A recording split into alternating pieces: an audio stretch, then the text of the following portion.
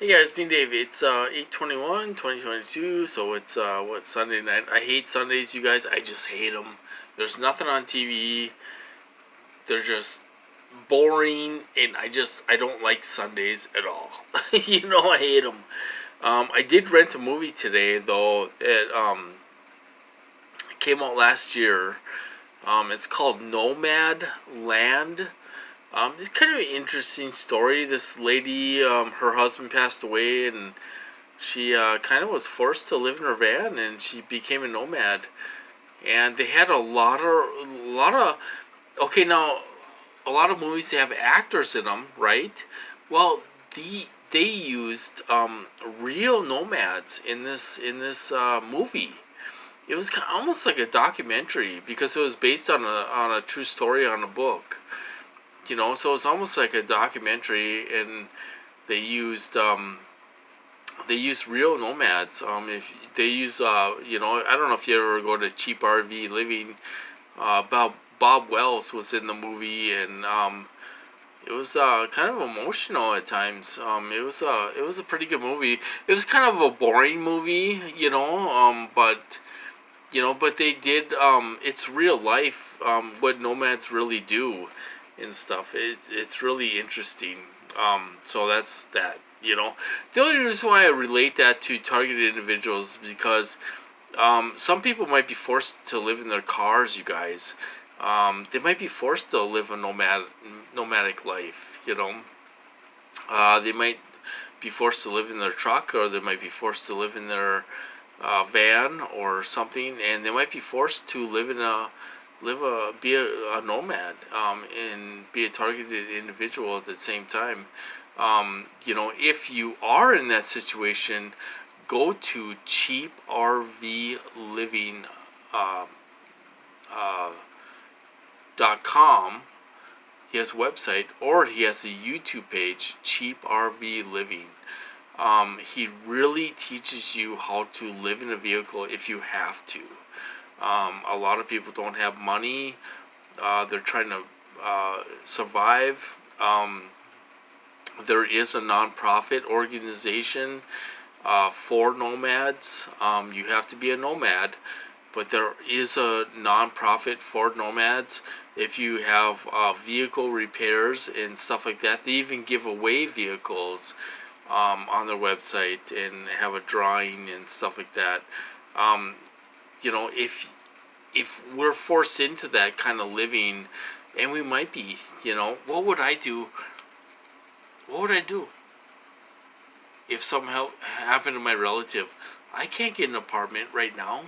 It would take me months to get an apartment, and I have two dogs. I'm not giving away my dogs, you guys. I'm not going to give away my dogs. You know, we are in a tough situation as targets, and we might be forced to live a different lifestyle if we have to. I'm gonna buy a van. When my truck's paid up, and probably not next year, but the year after, the spring of 2024. I think I'm gonna buy a van, um, especially for Tanner, so he can ride around in the van, and he can't ride in the truck, and stuff. But um, if we're forced to live in a vehicle, or we're forced to be homeless, we got to be prepared for that. I mean, I hate to say it, but right now I'd be living in my truck if something happened to my relative. I couldn't do it. Tanner would. I mean, I got Tanner and Max, and she has three dogs. you know um it just wouldn't be doable. you know so we really do have to be we have to think about our future somehow. So I'm gonna buy a van. I'm gonna finance a van, a decent one, with low miles and stuff, like 5 grand, and I'm gonna get a van. And not just so I can take Tanner out and take him camping and stuff like that, but what if something happens to us and we have to live in a van? I mean, it really is scary, you guys. It's scary. you know I mean, I'm on a waiting list for an apartment. I've been on the waiting list since February. You know, I used to work at this apartment building. There's not a big turnover rate um, there, you know, so, I mean, I'm waiting and nobody's calling me for an apartment. You could have two dogs there, so I could take Max and Tanner, you know, and stuff. But nobody's calling me for an apartment. So I don't know what's going on. You know, I should call them and see where I am on the waiting list and stuff. But the bottom line is these guys don't want us to move. They don't want her to buy a house.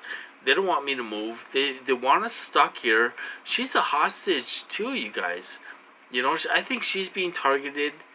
I think they hit her pets, you know, are being targeted and stuff like that. And we're both being targeted here. It's just she doesn't know. She doesn't know she's being targeted. You know, I mean, she can't sleep at night and all this stuff. She has obsessive thinking and everything else.